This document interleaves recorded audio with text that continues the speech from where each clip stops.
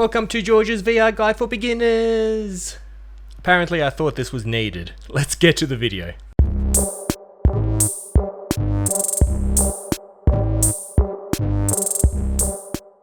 Hello, it's George from Australia and welcome to Gaming My Whole Life, where I discuss everything video game related from good old past pixels to the birth of 3D. Until now, welcome to my humble yet Smexy Australian gaming YouTube channel. Now ladies and gentlemen, my subscribers know I have been very excited for the upcoming highly anticipated PlayStation VR 2. I have pre-ordered mine, I have been hyping the hardware, I have been covering the games that are going to launch on it. I am invested. And while I was thinking about it, I realized, you know what? This is going to be many people's first VR experience.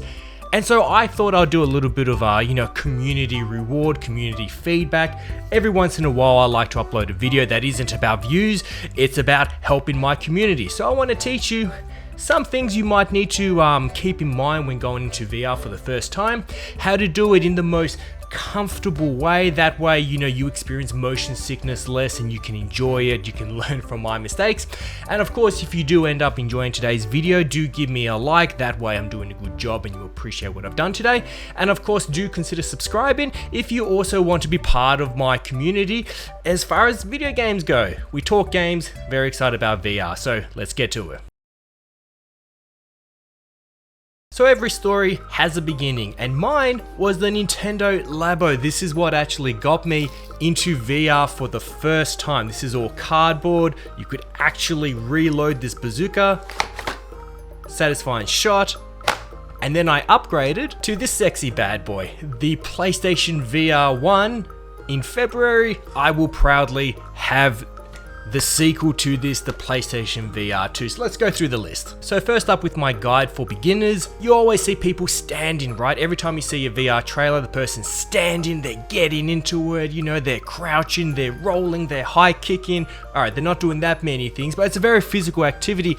And from the outset, it may look like the vast majority of games expect you to stand, and that is incorrect. Don't you worry. If you want to sit every time you play VR, you can do it. That's actually my preferred playstyle. I sit at the edge of my couch. I sit down there, my butt's hanging off just a little bit, and I have enough room to bring my arms all the way down. That way nothing is holding me back. I can look left, right, I can do everything. It's all good. Every game that you boot up in VR will actually ask you, hey, how do you plan on playing this game? You going to stand, you going to sit. You can do a different way every time, but you're covered. And also, if you have a disability, if you can't physically stand up and do those things, say you're in a wheelchair, right? All good. VR has your back. Now my second piece of advice is ease into it. VR is like nothing you've ever experienced before. It is going to do things to your brain, right? Not a bad thing, but it is a very different experience. You need to take it slow to ease into it. And that goes for your eyes as well. It is going to put strain on your eyes whether you wear glasses or not. Unlike anything you've done before, typically your play sessions in VR will be less compared to a flat screen experience. Flat screen meaning compared to a monitor or just your TV screen, right?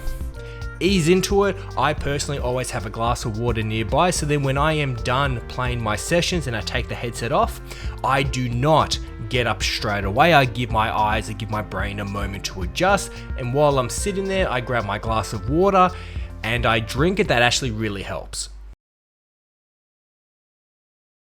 And number 3, secure your pets and kids. Trust me, once you put the headset on, you can no longer see what is around you. You lose all self-awareness, right? You can be sitting on the couch with your mobile phone right beside you. You just want to grab it, and all of a sudden you're blind. You cannot feel, you do not know what's going on. Kids like to run in front of the TV. The PlayStation VR 2 has a cord. You definitely don't want them running into that, yanking the headset off you, bringing the PlayStation 5 console with it. My cat likes to attack the cord while I play, and a couple times I think I've whacked the cat, which is unfortunate, but you do lose self-awareness. The PlayStation VR 2 will come with a handy feature though. Underneath here on the PlayStation VR 2, there is literally a dedicated button. You press the button and then you enter a see-through mode so then you can see your environment. Thank goodness every time I had this thing on, I was blinded. But still, maybe keep the kids and dogs and everything at bay. Okay, number 4, and this one's really important, like you've never experienced before, right? Normally in video games, you know there's control options, and you normally ignore those said control options until there's a problem. Only then do you bother checking out what the options are. Wrong. The world is different in VR. Control is the most important thing which will dictate how much you enjoy a game and how much motion sickness, if at all, you will experience.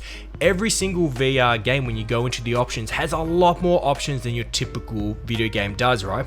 These options come down to how you move around, for example. So in a lot of games, you get multiple control options where one option may be you look around to where you want to go. There's literally a blue line. You press a button and you teleport in that direction.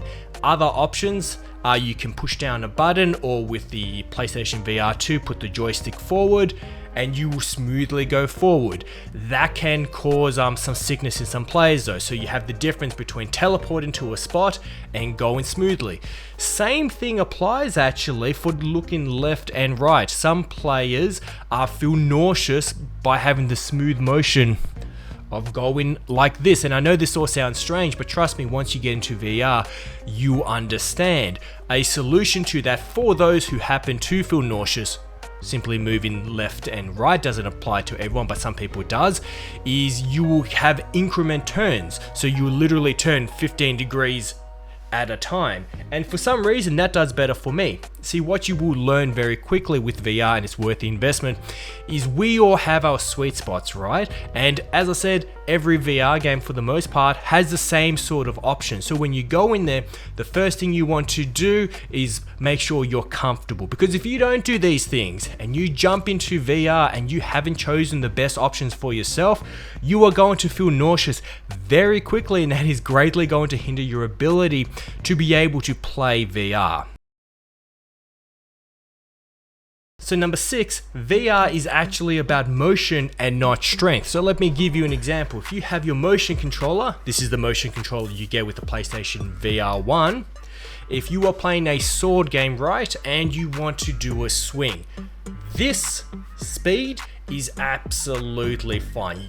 Don't need to go like this, it's not even going to detect it if you do it that quickly, and you don't need to use up strength. See, the programming in VR is all about the motion, right? It detects the difference between doing this motion, like a little flick. It knows the difference between this and this, right? This, I actually whacked it. This will count as a big strike. You don't actually need to use strength. It's motion over muscle. Remember that. Keep calm and just exaggerate. You don't need to flex this, okay? Number 7, we need to talk about hygiene. VR is a very physical sort of thing, right? You will sweat on the lenses itself. I know that sounds gross, but it will happen. You will take off the headset, you will look at it, and they'll just be like wet spots, and you'll be like, ew. So have something nearby to wipe it away, to keep it clean. With the PlayStation VR 1, you actually got, a dedicated little wipey thing just to wipe the actual lenses and so forth, right? You need to keep in mind to keep it clean. If it's going to be a shared device, like for example, if there's a lot of people in the house or you're going to have a party and a lot of people going to be wearing it, it isn't the most hygienic thing if, player number 1 has just sweated in and just taken it off and then give it to player number 2, and we're just sharing every single germ possible, right? Like if one person is sick, everyone is sick. And number 8, don't forget that everyone can see what you're doing in VR. It's on the TV, so if you're gonna be naughty, you're gonna be caught. You might want to behave yourself, but that's actually not why I'm bringing it up. I'm just saying, remember that you can share the joy. Don't think that when you have friends and family over, that there's no point playing VR because they can't see what you can see. actually, they can see what you can see, so you can share the experiences and all that, you know, show off the joy. And when you're by yourself, if you're only playing VR and there's no one around, you actually don't even need the TV on. Something to keep in mind. I know out of habit, you're gonna be like, right, I wanna play on the PlayStation 5, I have to turn on my TV. Actually, you don't. You don't. Remember, the headset is your TV right here. It's actually very cool. I remember one time my wife was actually playing the Nintendo Switch on the TV, and right beside her I had this and I was playing VR. Anyways, that's it. I just wanted to do something nice for my community. You know, hopefully you've learned something if you're a newbie. If you are a newbie and I haven't covered a question that you have, please comment below and I will do my best to try answer your question. To highlight things, take your time. Motion over muscle, don't kill things. Make sure you're not going to hit anything within your vicinity.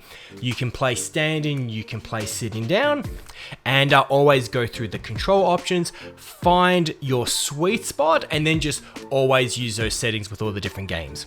Anyways, with that being said, ladies and gentlemen, thank you so much for hanging out with me. You have a wonderful, wonderful, wonderful morning, afternoon, or evening, depending on where you live on this big blue planet of ours. God bless you all, take care. See you all for the next exciting video here at Gaming My Whole Life. Alright, see you all next time.